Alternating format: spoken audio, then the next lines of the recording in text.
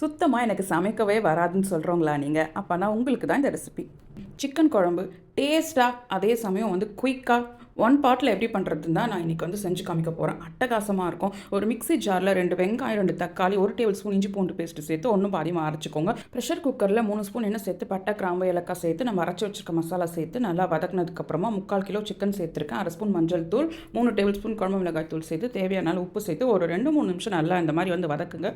அதுக்கப்புறமா ஒரு 2 டம்ளர் போல் தண்ணி சேர்த்து இதை வந்து மூடி வச்சு ஒரு 3 விசில் வந்து வேக வைக்கலாம். அதுக்குள்ளே நம்ம வந்து ஒரு தேங்காய் பேஸ்ட் ரெடி பண்ணிக்கலாம். ஒரு 1/2 கப் தேங்காய், 1 ஸ்பூன் சோம்பு, 1/2 ஸ்பூன் கசகசா சேர்த்து தண்ணி சேர்த்து நல்லா ஃபைன் பேஸ்ட்டாக அரைச்சிக்கலாம். 3 விசில் வந்து குக்கரில் ப்ரெஷர் போனதும் ஓப்பன் பண்ணி நம்ம திரும்ப வந்து அங்கே ஸ்டவ் ஆன் பண்ணிக்கலாம். பாருங்கள், நல்லா வந்து வெந்துடுச்சு சிக்கன். இந்த ஸ்டேஜில் நம்ம வந்து அரைச்சி வச்சுருக்க தேங்காய் சேர்த்து தேவையான அளவு தண்ணி சேர்த்து நல்லா வந்து அங்கே கொதிக்க விடணும். இந்த அளவுக்கு வந்து குழம்பு கன்சிஸ்டன்சி வரணும். அவ்வளோதான் நம்மளுக்கு வந்து கரெக்டாக இருக்கும். கடைசியாக கொஞ்சமாக புதினா சேர்த்துட்டு கை நிறைய கொத்தமல்லி சேர்த்துட்டு நம்ம ஸ்டவ் ஆஃப் பண்ணிட வேண்டியதான். புதினா கண்டிப்பாக சேருங்க, ரொம்ப நல்லா